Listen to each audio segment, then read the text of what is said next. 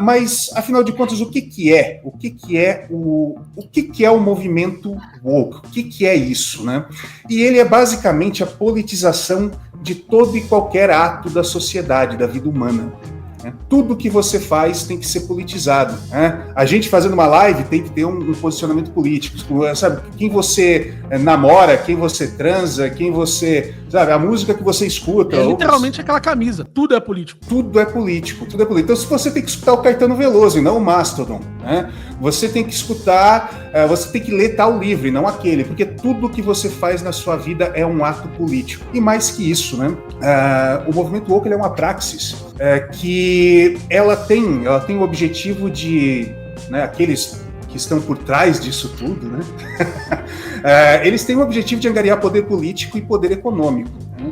Então, o movimento woke, ele é uma ferramenta para angariar poder político e econômico. Isso eu acho que todo mundo consegue ver, né? Acho que não é difícil, mas de onde vem isso, né? A gente ficou pensando, pô, de onde vem isso? E de novo, Miorim e o Malboro me ajudaram muito, porque a gente faz uma conexão muito interessante com o que o Olavo de Carvalho falava, né, já lá nos anos 90, sobre o politicamente correto. E o politicamente correto muita gente não sabe, né, mas ele vem justamente da União Soviética, né, lá dos anos 20, lá do Lenin e tudo mais, porque lá foi instituído o que era politicamente correto, que era, basicamente, você tinha aquilo que você pode fazer, aquilo que você não pode fazer, aquilo que você pode falar e aquilo que você não pode falar, né? Então, ser politicamente correto era a sua atitude dentro da sociedade. Então, isso vem de lá. Vem lá da União Soviética, lá do nosso querido Lenin, né? E é uma coisa, logicamente, esse tipo de comportamento ele é imposto, né? Ninguém vai agir naturalmente de acordo com alguém que está no poder só porque, né? Então, aquilo era imposto, realmente. E esse termo, politicamente correto, vem de lá.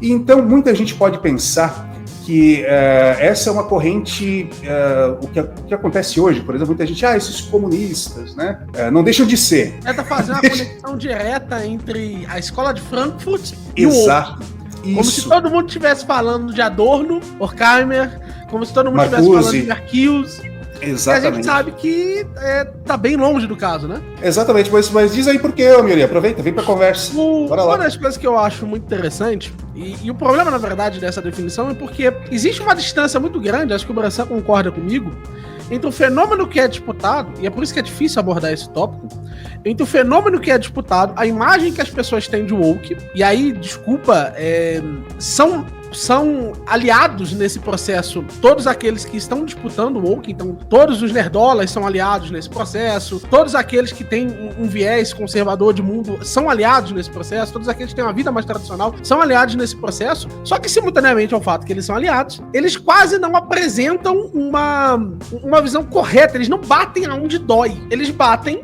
em sentimentos efetivos dessas pessoas. As pessoas se incomodam com isso, mas elas não se sentem refutadas por essas ideias. E eu acho que uma das questões mais importantes dessa questão woke era caracterizar ela bem. Então, o Bressan, nesse sentido, a gente fez um esforço editorial de uma pesquisa mesmo pro Bressan. Qual seria o passo a passo que precisava ser abordado para a gente caracterizar bem o fenômeno woke? E a primeira coisa era descartar o marxismo cultural, porque marxismo cultural aqui no Brasil é uma tendência. O marxismo cultural é muito, muito forte aqui no Brasil. Ele existe como uma realidade, mas dentro dos wokes, ele é um fenômeno muito menor. Então, lá fora, você vê muito mais Paulo Freire do que Gramsci, embora você veja Gramsci.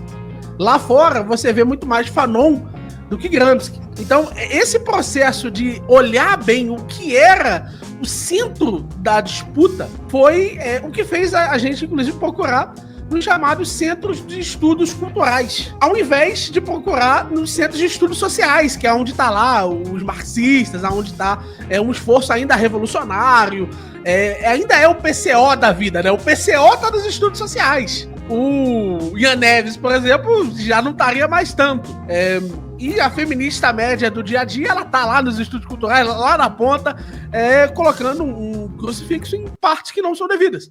Esse tipo de coisa, esse tipo de distinção que a gente fez, ao meu ver, nos permitiu enxergar, não, calma aí, a gente precisa publicar isso, e o esforço nesse sentido é muito significativo, a gente precisa publicar isso, porque isso vai levar eles que estão batendo num lugar a bater em outro. E o Bressan pode comentar um pouquinho aí como que é o esforço que ele faz no dia a dia, como que ele tentou apoiar, né, a criação de uma rede que batesse nessas pautas. E como é importante que, de alguma forma, dessa vez, tente se bater um pouquinho mais no alvo, para doer um pouco mais, efetivamente, não é, Bressan?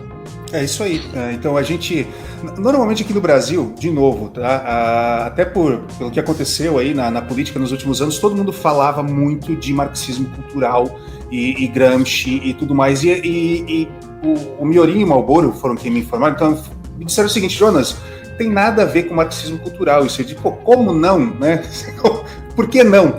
Isso aí tem muito mais a ver com o departamento de inglês, de cultura, né? Quer dizer, os departamentos culturais ali, principalmente na Califórnia, né? Você é professor de quê, Bressan? Eu sou professor, eu sou formado em Direito. Não, você é professor de quê? De inglês. Você sabe que eu sou infiltrado aqui, né? Só vai que ninguém tá percebendo.